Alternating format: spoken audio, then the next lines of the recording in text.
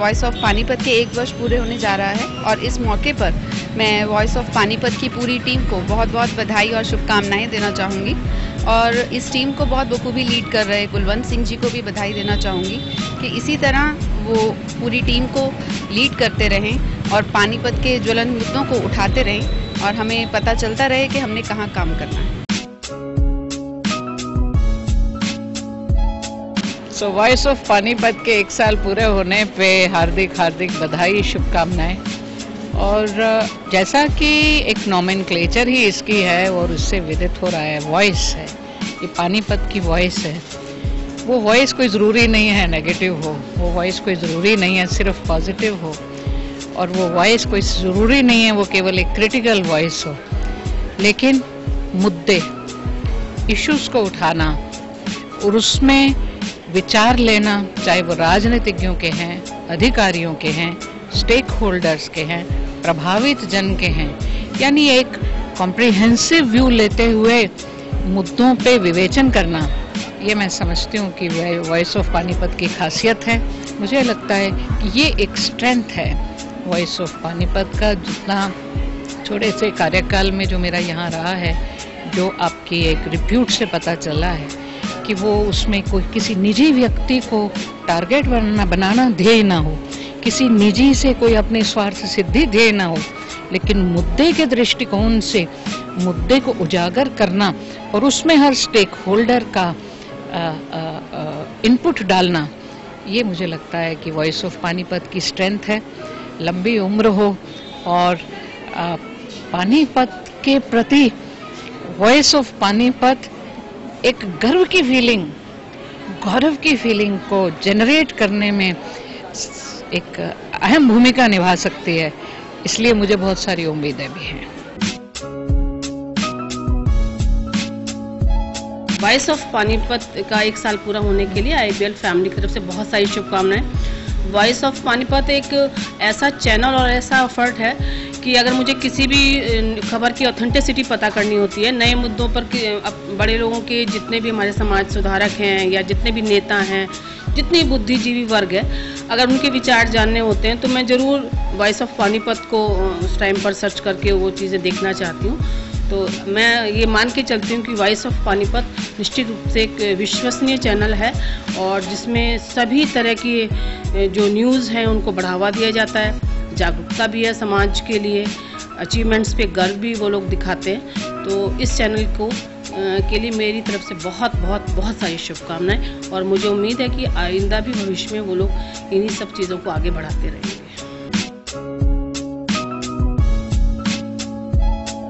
Voice of Panipat के 1 साल पूरे होने पर मैं आपको शुभकामनाएं देता हूं और आशा करता हूं कि जिस तरह से पिछले साल वॉइस ऑफ पानीपत में काम किया, आगे भी करते रहेंगे और पानीपत की जनता वॉइस ऑफ पानीपत से बहुत संतुष्ट है।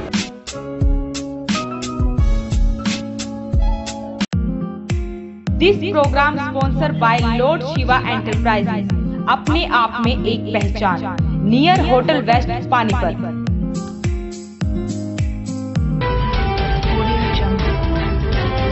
नमस्कार, आप देख रहे हैं वॉइस ऑफ पानीपत और मैं हूं आपके साथ कुलवंत सिंह। आज हम उपायुक्त सुमेधा कटारिया जी के पास पहुंचे हैं, उनसे कुछ अनजुए जो उनके पहलू हैं जिंदगी के, उनके बारे में बातचीत करेंगे और पानीपत में आई हैं क्या विजन रहेंगे और जिन जिलों से वो ट्रांसफर होकर आई हैं वहां पर उन्होंने क्या क्या कार्य करवाए, इनके बारे में विस्तार से चर्चा करेंगे। मैम नमस्कार, आपका स्वागत है। नमस्कार जी। नमस्कार मैम, सबसे पहला मेरा क्वेश्चन आपसे यहीं से शुरुआत होगी, आपने यही फील्ड क्यों चुना?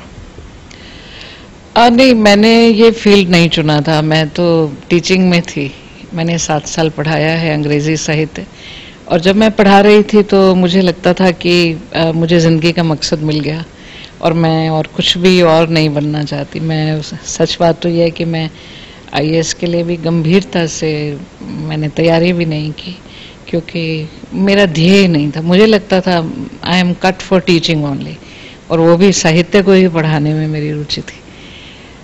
लेकिन जब 5-6 साल हो गए अध्यापन में, तो मुझे ऐसा एहसास हुआ कि कहीं मैं रुक रही थी, मैं आगे नहीं बढ़ रही थी, कहीं मेरी एनर्जीज को कुछ और चाहिए था। थोड़ी सी जिसे हम कहें कि डिसइल्यूजनमेंट सी हुई। तो मैंने पहली बार 87 में मैंने HCS का इम्तहान दिया था। तो 89 में मेरी सिलेक्शन HCS एलाइड में हुई। मैं पहली खंड विकास और पंचायत अधिकारी बनी थी महिला जिसने ज्वाइन किया था 89 में। तो लेकिन वो भी, क्योंकि मैंने तो कभी गांव भी नहीं देखे हुए थे और मुझे परिवार से भी समर्थन ऐसा नहीं मिला था कि एक लेक्चरशिप को छोड़ कर के वीडियो के रूप में ज्वाइन करना किसी को भी अच्छा नहीं लगा था। मेरी तनख्वाह भी बहुत कम थी एज वीडियो। तो लेकिन मैं दोबारा अपीयर हुई 90 में। तो 92 में HCS प्रॉपर में मेरा सिलेक्शन हो गया। लेकिन मैं जब वीडियो ही थी तभी मुझे डेपुटेशन पे कुरुक्षेत्र विकास बोर्ड में मुख्य कार्यकारी अधिकारी के रूप में ले लिया गया था, जो कि एक HCS की पोस्ट थी। वो मेरा बहुत बड़ा सम्मान था। तो वो जो काम था कुरुक्षेत्र विकास बोर्ड में करना, इवन एज वीडियो भी मैंने जी तोड़ मेहनत की। मैंने सीखा गांव में काम करना कैसे होता है। मैं बहुत टूरिंग करती थी। मैंने जाना गांव की समस्याओं को। तो पहली बार थी कि मुझे गांव की समस्या से रूबरू भी मैं एक बाय चांस हुई। तो मुझे ये जब एहसास हुआ कि घरों में शौचालय नहीं है गांव में, तो मेरे लिए ये बहुत बड़ा आघात था। मैं ये बात सोच ही नहीं पाई थी उस समय तक, तो मैं सोच ही नहीं पाई। तब मुझे लगा था कि क्या करती होंगी महिलाएं, कहाँ जाती होंगी। मैं सचमुच उस रात को नहीं सो पाई थी कि मैं, क्योंकि मेरे को जब वॉशरूम जाने की ज़रूरत थी तभी मुझे ये पता चला था कि गांव के घर में वो है नहीं, सरपंच के घर में टॉयलेट। तो मुझे लगा कि अगर उस महिला की तबीयत खराब हो तो वो क्या करेगी। और मैं तो कहीं भी 10 किलोमीटर 20 किलोमीटर के दायरे में कोई गेस्ट हाउस मिल जाता। वो मेरे लिए इतना बड़ा आघात था। तब मुझे लगा था मुझे इस क्षेत्र में कुछ काम करना है। तो सैनिटेशन मेरे लिए ध्येय बना जब मैं वीडियो थी। तो उस एक डगर मिल गई कि मुझे ये काम करना है। और फिर मैं कुरुक्षेत्र विकास बोर्ड में आई तो कुरुक्षेत्र की आभा ने मुझे बहुत प्रभावित किया। मुझे बहुत अच्छे अधिकारी मिले। Mister R.R. बंसवाल मेरे उपायुक्त थे।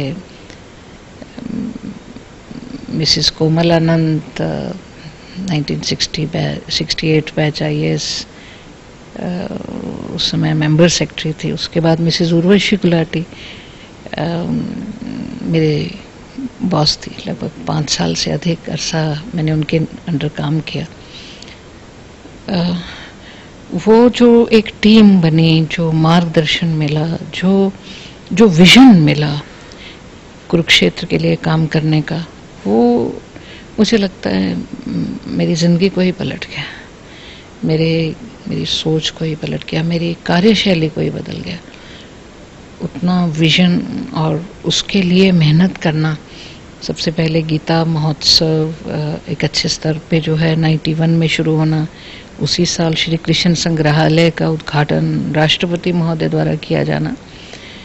और फिर मैं लगातार, मतलब मैं HCS में आने के बाद ट्रेनिंग से लौट के भी अंडर ट्रेनिंग में कुरुक्षेत्र में रही। 7 साल लगातार 97 तक मैं लगातार मुख्य कार्यकारी अधिकारी कुरुक्षेत्र विकास बोर्ड रही।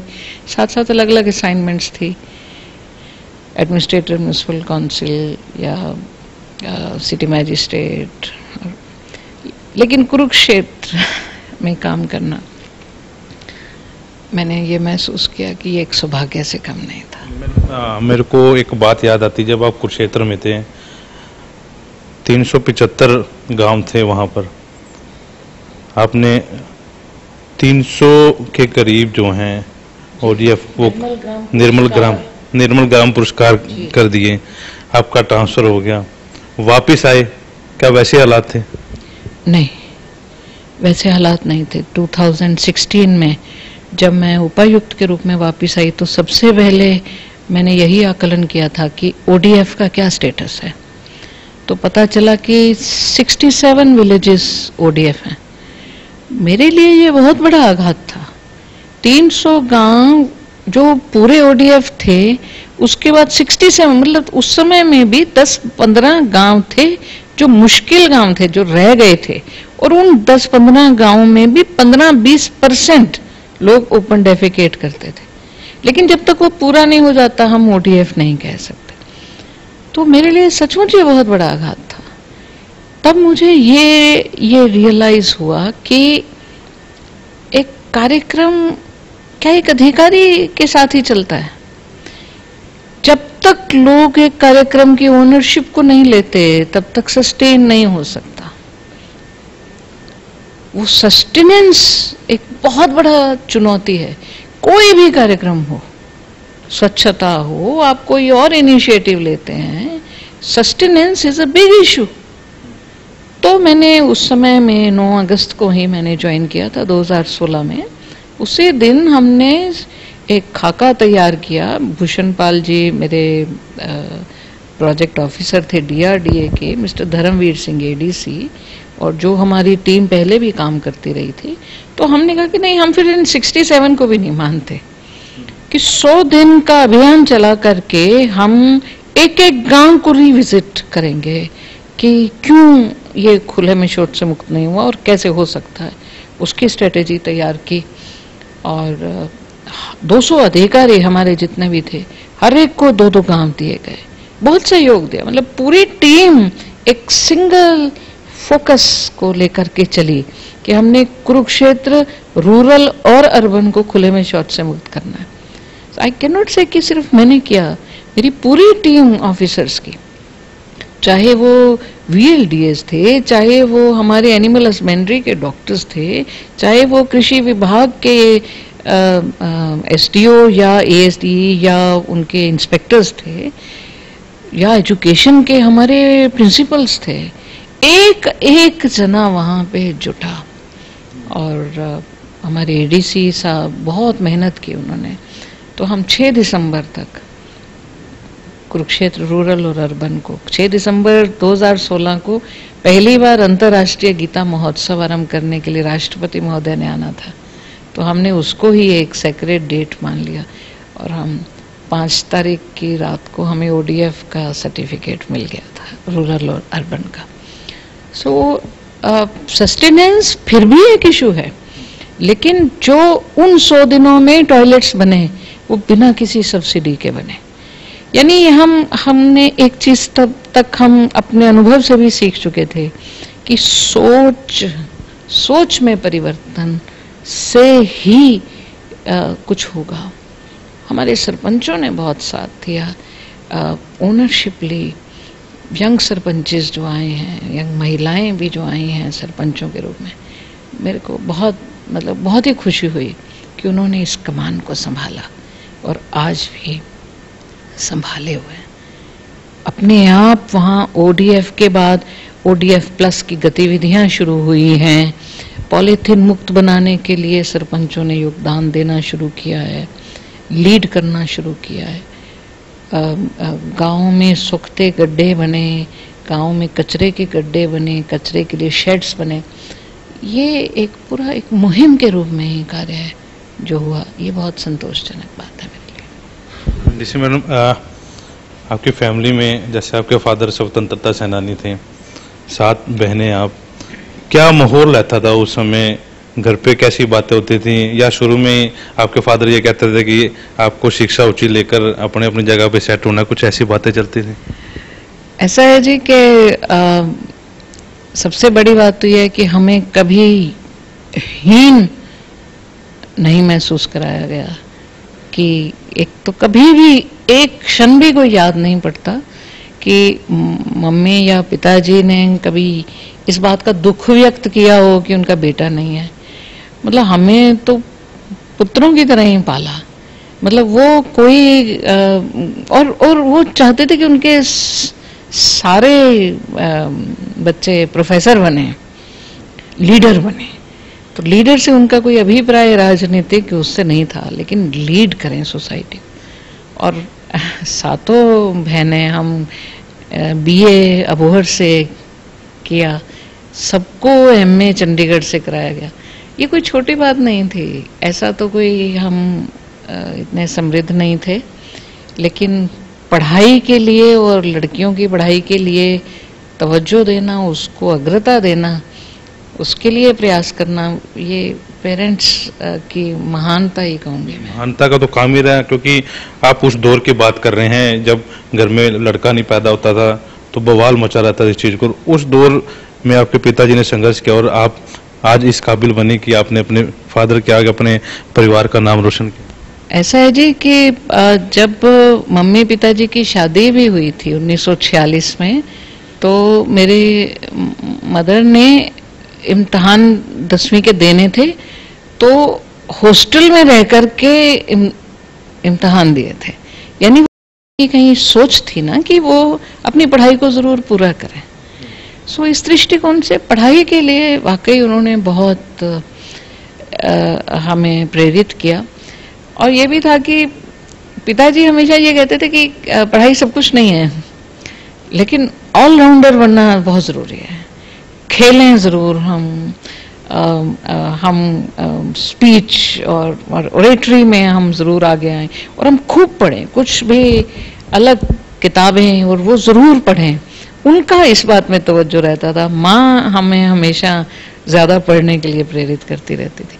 सो वो मतलब सबको खेल, मतलब पिताजी खुद भी बहुत टेनिस के बहुत अच्छे प्लेयर थे, तो जैसे टेबल टेनिस उन्होंने मुझे सिखाया, बैडमिंटन सिखाया। वो जो बात थी कि एक बच्चा, हर बच्चा उनका सर्वांगीण उसका विकास हो, ये एक रेयर बात है, सच में रेयर बात है। 1960 में जब मेरी सबसे बड़ी बहन नीलम कटारिया ने 10वीं पास की, तो वो पहली बच्ची थी जिसको उस कॉलेज में भेजा गया। उसका कितना विरोध उस समय में हुआ होगा, ये बात सोची जा सकती है, लेकिन एक लय बनी। तो वो 74 में आईएएस में आ गए थे, आईएएस एलाइड सर्विसेज में। वो उस क्षेत्र की पहली लड़की थी जो आईएएस में आई थी। उसके बाद मेरी दूसरी बहन भी आईएएस एलाइड में आई, मीनाक्षी अरोड़ा। वो तो बड़ों से फिर मतलब एक चेन बन जाती है, चेन ऑफ इंस्पिरेशन। और हम सातों बहनों का जो करियर है वो लेक्चरर के रूप में आरंभ हुआ। सब का करियर की शुरुआत लेक्चरर से हुई। सो ये it goes to the credit of my parents. आप टीचिंग लाइन में थे, आप इस लाइन में जाना नहीं चाहते थे, तो कुछ कविता वगैरह, कुछ किताबें लिखने का भी शौक है आपको? हाँ, मैं लिखती हूँ और मेरी 7 पोइट्री कंपाइलेशंस छपी हुई हैं।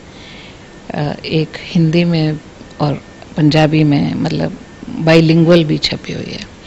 मैं ब्लॉग भी लिखती हूँ। लेखन वास्तव में हमें लेखन के लिए भी बहुत प्रेरित किया जाता था। मेरे पिताजी बहुत अच्छे पत्र लिखते थे, बहुत ही सुंदर। और हम सबको जब जैसे हम हॉस्टल में रहते या किसी कैंप को अटेंड करने गए हैं, तो ये हमारे लिए मैंडेटरी होता था कि हमने एक दिन छोड़ के घर में ज़रूर चिट्ठी लिखनी है। और हमें भी ऐसे ही आती थी जैसे हम हॉस्टल में पढ़ते थे। तो वो लिखने का हुनर भी माँ और पिताजी से हमने सीखा।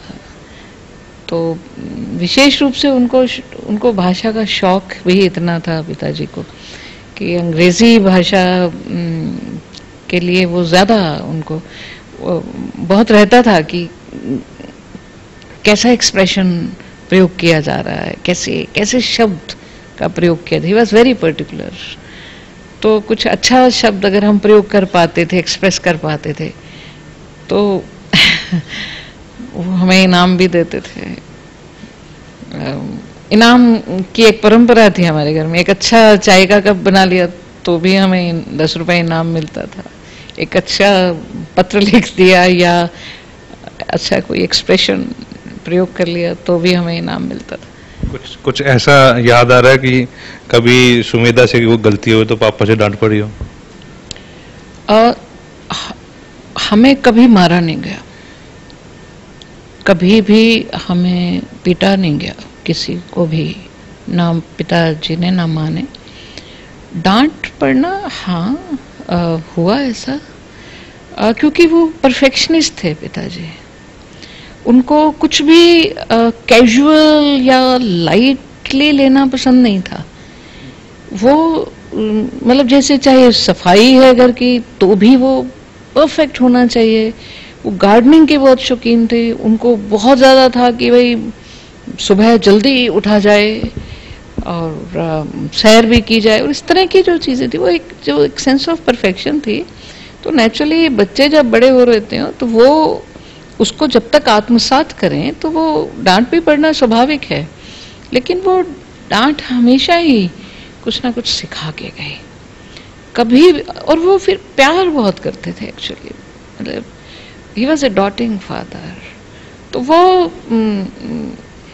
कभी डांट भी गया तो he would amply compensate with his love. ये एक बहुत बड़ी बात थी। वो गलत तो अब भी होता ही होगा ना हमसे, कुछ अच्छा भी होता होगा तो it's very natural to miss him and miss my mother. कुछ उनके उस टाइम के फादर साहब की कुछ याद आती है कि परिवार में बैठे थे तो उन्होंने कुछ ऐसी शिक्षा दी हम सातों बहनों को, कुछ याद आ रहा है तो एक बार बताएं। उन्हें सचमुच उदासी से बड़ी नफरत थी। वो अपने किसी भी बच्चे का चेहरा उदास नहीं देख सकते थे। He was full of life, जिसे हम कहते हैं जिजीविषा और जीवंतता, उनमें कूट कूट के भरे हुए थे। वो हमें कहानियां सुनाते थे, वो भी गा के सुनाते थे, और हमें एक गीत वो सिखाया भी करते थे, और विशेष रूप से कि कुक्कुबारा जंगल का राजा है, कुक्कुबारा झाड़ी पे बैठा है, गाओ कुक्कुबारा गाओ, कुक्कुबारा जैसे तुम सब बन जाओ। वो जो जज्बा था, सच में उन्होंने इंडिपेंडेंट इंडिविजुअल्स के रूप में बखूबी बड़ा होने का हुनर सिखाया उन्होंने। जीना किसको कहते हैं ना, वो जीने के लिए जो जीवंतता होनी चाहिए, जो spirit to be happy, spirit to live life 100%, वो उन्होंने सिखाया। यही कारण है कि आप हमेशा चेहरे पे आपके जब भी आपको मिलते हैं कोई तनाव नहीं देखा जाता, वो हमेशा खुश रहती है। हमेशा तो ऐसा नहीं होता, ऐसा भी नहीं है कि गुस्सा नहीं आता या कभी उदासी नहीं आती, ऐसा नहीं होता। लेकिन कृपा होती है, सबसे बड़ी कृपा पेरेंट्स की होती है, गुरुजन की होती है। और कहीं अगर मैं ये कहूँ कि जैसे जैसे हम कीनली जी करके बड़े होते हैं तो कहीं कनेक्टिविटी भी जहाँ हम थोड़ा सा हमें समर्पण आ जाता है, जहाँ हम थोड़ा सा ढीला भी छोड़ने लगते हैं, दाता भगवान जो भी हम कहें, तो उससे थोड़ा मन अच्छा रखना सुलभ हो जाता है, ऐसा मेरा मानना है। ये तो मैं नहीं कह सकती, मैं ऐसा कोई दावा नहीं कर सकती कि कभी भी मन उदास नहीं होता या गुस्सा नहीं आता, अच्छा खासा आता है काफी आता है। लेकिन पानीपत पे हम लोग बात करते हैं, जब आपने चार्ज संभाला था पानीपत का, आपने देखा ये पानीपत इंडस्ट्री एरिया है, यहाँ पर माइग्रेन जो पब्लिक है वो वहाँ यहाँ से बढ़ी आई है। ODF के बारे में यहाँ पानीपत के नगर निगम ने सर्टिफिकेट भी लिया हुआ है, लेकिन पूरी तरह से ODF नहीं है आज भी। जहाँ पर शौचालय बनाए गए हैं, लाखों रुपए के शौचालय खड़े कर दिए, वहाँ तक आज तक काम ही शुरू हो पाया, ताले लगे हुए हैं उसमें, वहाँ बिजली का कनेक्शन नहीं है, पानी का कनेक्शन नहीं है। तो इसके ऊपर आपका क्या रहेगा? देखिए, मैं कभी पानीपत में पहले रही नहीं और मैंने ज्वाइन करने के बाद ही पानीपत को जानना आरंभ किया है। किसी भी शहर में, किसी भी जिला में अपने अलग नेचर की समस्याएं होते हैं। यहाँ क्योंकि माइग्रेंट पॉपुलेशन ज़्यादा है, फ्लोटिंग पॉपुलेशन है, लेबर क्लास ज़्यादा है, तो नेचुरली उनसे जुड़ी हाइजीन की, स्वास्थ्य की, ODF की ये समस्याएं बड़ी स्वाभाविक हैं।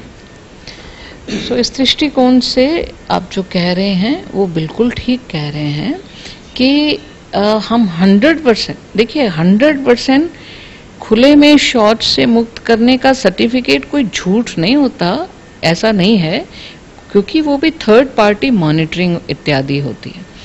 लेकिन सस्टेनेंस, जैसा मैंने पहले भी कहा, एक बहुत बड़ा चुनौती होती है।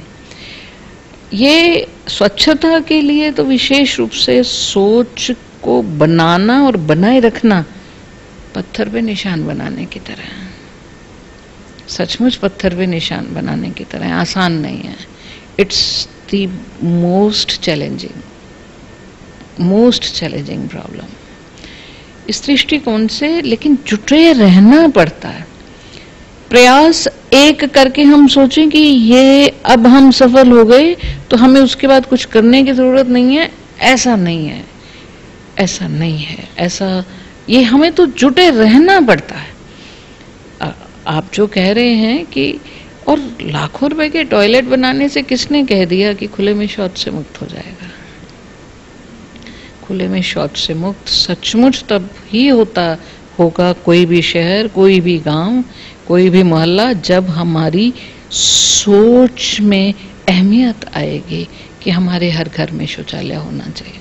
चाहे हम बस्ती में भी रहते हैं तो भी एक बेसिक नीड है, और विशेष रूप से महिलाओं के लिए तो ये निहायत जरूरत।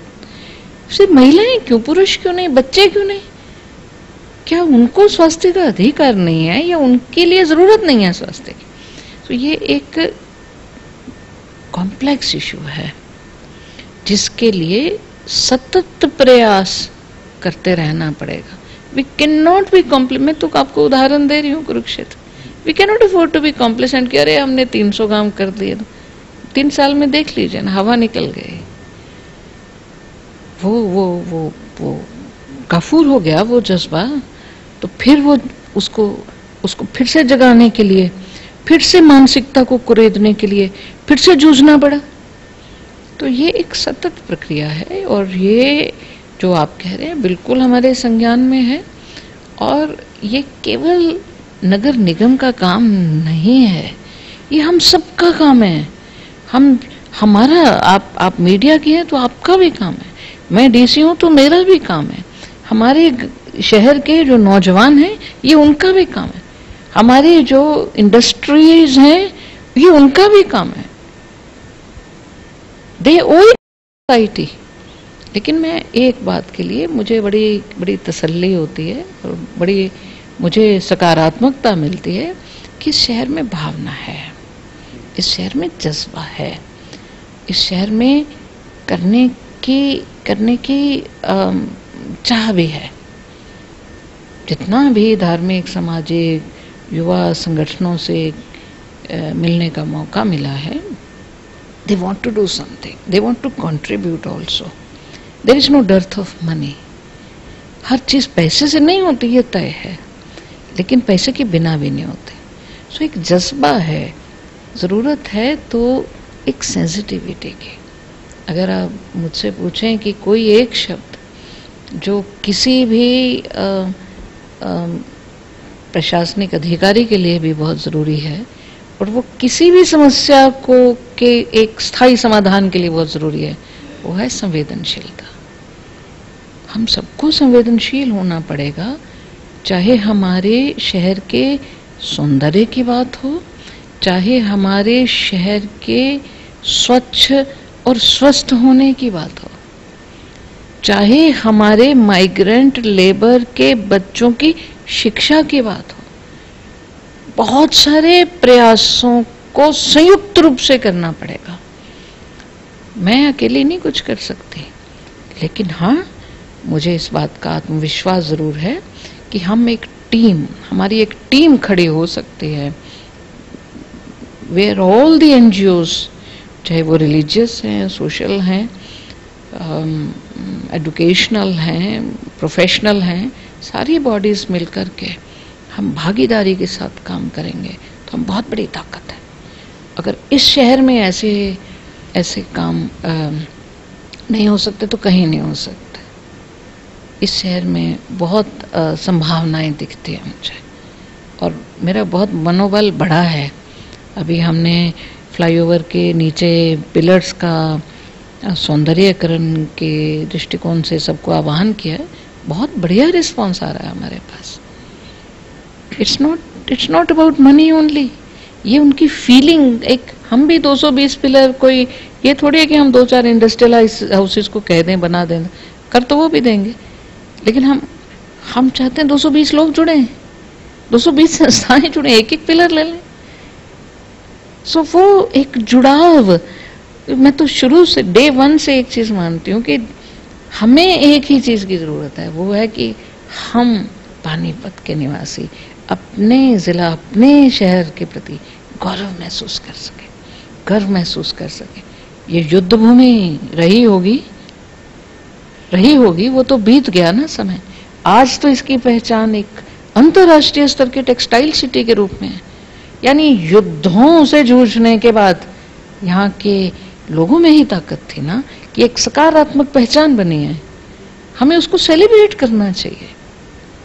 उस सेलिब्रेशन में अगर भागीदारी हो जाए, यानी कुछ लोगों की एनर्जी, कुछ लोगों के करने की अफोर्डेबिलिटी, धन की ताकत, और कुछ प्रशासन की एनर्जी, अगर ये एनर्जीज मिल जाएं, एक वो synergy, it can make a lot of difference. This is what I honestly feel. उद्योगपतियों का हमेशा से ही आरोप रहा है, क्योंकि इंडस्ट्री एरिया है सारा, और अरबों रुपए का टैक्स जो है पानीपत से ही जाता है। फरीदाबाद के बाद शायद पानीपत जो है दूसरे नंबर पर आता है। अभी अपने शहर में आप लोग घूमते भी हैं, पानीपत का जो सेक्टर 29 का इलाका लीजिए, चाहे आपका रेजिडेंस के आगे जो इंडस्ट्री एरिया है, सड़कों के इतने बुरे हालात हैं। उनका ये कहना है कि जो बाहर आते हैं उनको काले शीशे वाली गाड़ी में हम लोग लेकर चलते हैं कि कहीं उनको हालात ना पानीपत के दिख जाएं। तो कभी आपकी इस मुद्दे पे कोई बातचीत हुई है इंडस्ट्री एरिया के जितने भी उद्योगपति हैं? देखिए, ऐसा संगठित रूप में तो मुझे किसी ने नहीं कहा है, लेकिन मैंने खुद देख लिया है। मैं सेक्टर 25, सेक्टर 13-17, सेक्टर 29 में खुद भी देख चुकी हूँ। हालात अच्छे नहीं हैं, ये बिल्कुल सही है। और अरबों रुपए का जहाँ इन्वेस्टमेंट हो वहाँ बेहतर स्थितियाँ होनी चाहिए। कारण जो भी रहे हों, आज की डेट में ऐसा कोई कमी नहीं है सरकार के पास भी। क्यों ये काम में देरी हो रही है, ये एक चिंतन का विषय है। क्या हमारे प्रोजेक्ट सबमिट नहीं होते? क्योंकि कोई भी प्रोजेक्ट जो जाते हैं वो सैंक्शन होकर के आते हैं, तो इसका मतलब कहीं आधिकारिक रूप में हमारी संवेदनशीलता में कमी है कि हम उस चीज को other side of the table पे होकर के महसूस नहीं करते कि अगर मैं इंडस्ट्रियलिस्ट हूँ, मुझे रोज इधर से निकलना हो, तो मुझे किन दिक्कतों का सामना करना होगा। So I think my team also needs to be sensitized wherever those problems exist। हमें उनको जड़ से समाधान करने की ज़रूरत है। whatever is needed to be done should be done as a matter of course। अगर सड़क टूटी हुई है, सड़क बननी चाहिए, तो वो इन ए नेचुरल कोर्स हो जाना चाहिए। उसके लिए किसी को कहना क्यों पड़े? दिक्कत ये आ रही है कि उद्योगपति हर छोटे से लेकर बड़े अधिकारी तक मिल गया, वो चुप करके बैठ गए हैं। इस शहर का तो कुछ हो ही नहीं सकता, जितना मर्जी टैक्स दे लो। उसके बाद आप आए, आपसे लोगों की काफ़ी उम्मीदें हैं, और क्योंकि जब आप आए हैं तो लोगों ने बड़ा प्यार दिया है, आपको सम्मान दिया है, और ये उम्मीद जरूर रखते हैं कि इस बार कोई अफसर आई हैं तो शहर का थोड़ा सा सुधार होगा। हालांकि थोड़ा सा सुधार दिखने भी लग गया, ट्रैफिक में भी दिखने लग गया। नाउम्मीदी में मेरा यकीन नहीं है कि इतना नाउम्मीद हुआ जाए, और किसी को ऐसे होने की ज़रूरत भी नहीं है। हम सब मिलकर, मैं जिस सिनर्जी की बात कर रही हूँ उसमें इंडस्ट्रियलिस्ट भी आते हैं, उसमें बच्चे भी आते हैं हमारे, उसमें हमारे युवा भी आते हैं, और उसमें प्रशासनिक अधिकारी भी आते हैं। We only need to be looking at all the issues, all the problems a bit more sensitively. This is what I think is needed. और ऐसे ना उम्मीद तो फिर अगर मैं नेगेटिव शब्दों में, मतलब मैं थोड़ा सा, मुझे दिक्कत होती है। I think everything is doable, की जा सकती है, और अगर यहाँ नहीं हो सकता कहीं नहीं हो सकता। सिर्फ इसलिए नहीं कि ये एक इतना बड़ा औद्योगिक शहर है और यहाँ के लोगों में ताकत है, एक भाव है, एक जेन्युइननेस है इस जिला में, जो मुझे अब तक महसूस हुई। पानीपत की तो खासियत ये है कि यहाँ के लोग भोले हैं। सामाजिक काम में हमेशा आप एक आवाज़ लगाएं, पूरा का पूरा शहर उठ के आपके सामने आ जाएगा। चाहे जम्मू कश्मीर में आपदा आई हो, चाहे किसी भी देश में आपदा आई हो, पानीपत का उसमें बहुत बड़ा योगदान विदित है, वो सबको पता है। पानीपत ने चाहे नेपाल में जब भूकंप आया या किसी एजिटेशन के समय में जिस तरह से एकजुटता दिखाई है, ताकत दिखाई है और सेवा भाव दिखाया है, वो सब जानते हैं, सर्वविदित है। कुरुक्षेत्र में भी हमें इसका पता था। सो इस बात में कोई शक नहीं है कि एक स्पिरिट टू सर्व भी है यहाँ पे। Everybody wants to do something, everybody wants to contribute for a noble cause, which gives me a lot of strength. इसीलिए मैं बिल्कुल ये मेरा विश्वास, मैं ये नहीं कहूँगी कि ये मैं ओवर कॉन्फिडेंट हूँ, लेकिन मेरा ये विश्वास है कि डूएबिलिटी है, सब कुछ किया जा सकता है और हम करेंगे, बेहतर बनाएंगे शहर को, और एक टाइमबद्ध, समयबद्ध तरीके से कार्य होने चाहिए। We owe it to the people. As administrators, we owe it to the people. We should be doing it as a matter of course. सोमवार से लेकर शनिवार तक का ऐसा दिन होता है कि किसी के पास समय नहीं है बात करने का, भाग दौड़ इतनी रहती है, तनाव इतना रहता है। आपकी तरफ से कोई ऐसा प्रयास रहेगा कि संडे के दिन पूरा का पूरा शहर एक जगह आए, उस तरह कुछ प्रयास? बिल्कुल बिल्कुल बिल्कुल। हम 6 मई से ही राहगिरी शुरू कर रहे हैं, और फिट पानीपत के मैसेज के साथ कि अगर हमें फिट होना है, और वो मुझे लगता है कि ऐसा कोई भी प्रयास जो है वो हीलिंग प्रोसेस होता है, रिलैक्स करने का, जहाँ हम अधिकारी के रूप में नहीं, इंडिविजुअल के रूप में, जहाँ बच्चे भी अपनी प्रतिभा दिखा सकें, जहाँ युवा अपनी एनर्जीज को चैनलाइज कर सकें और उसका एक मैसेज भी हो। सो एनर्जीज की कमी नहीं है, लेकिन उन एनर्जीज को अप्रोप्रिएटली चैनलाइज किया जा सके।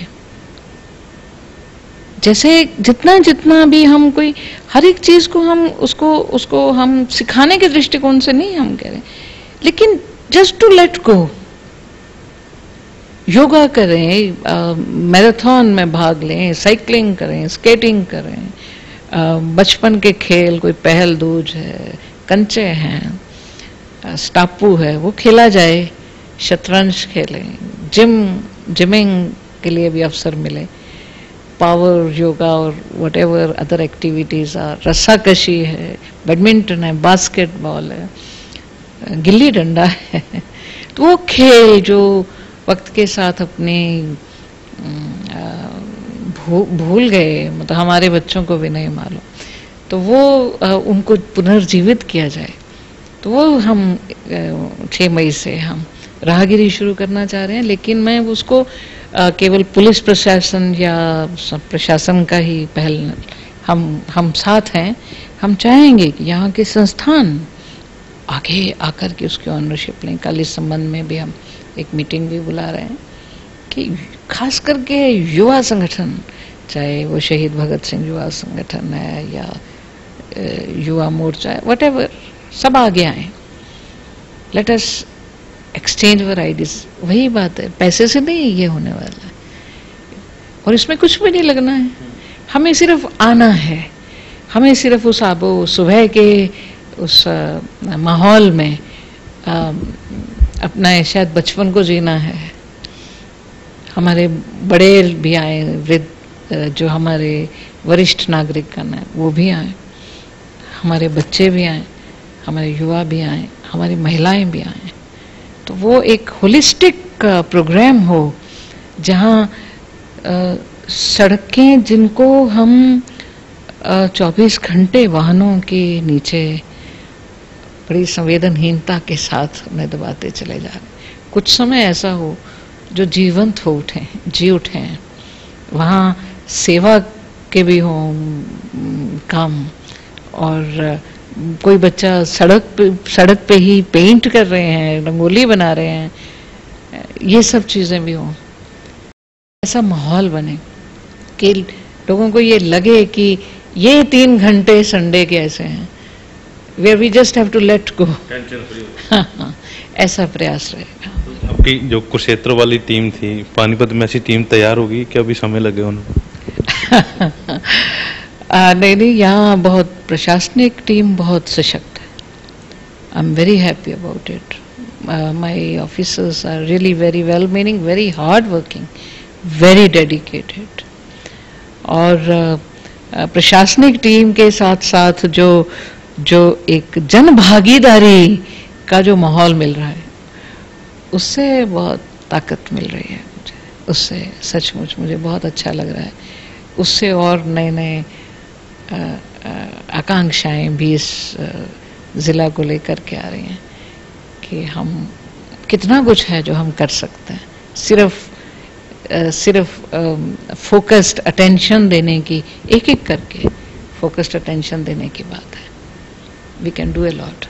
मेरा लास्ट सवाल आपसे ये है, जब तक आप रहें पानीपत में, आपके दिमाग में क्या चल रहा है कि पानीपत का जो नाम आज भी इतिहास में है, क्या काम करना चाहती हैं आप पानीपत के लिए? पानीपत का नाम इतिहास में फॉर रॉन्ग रीजंस है, युद्ध की भूमि के रूप में। मेरा जो दिली इच्छा है वो यही है कि हम पानीपत पे गौरव कर सकें।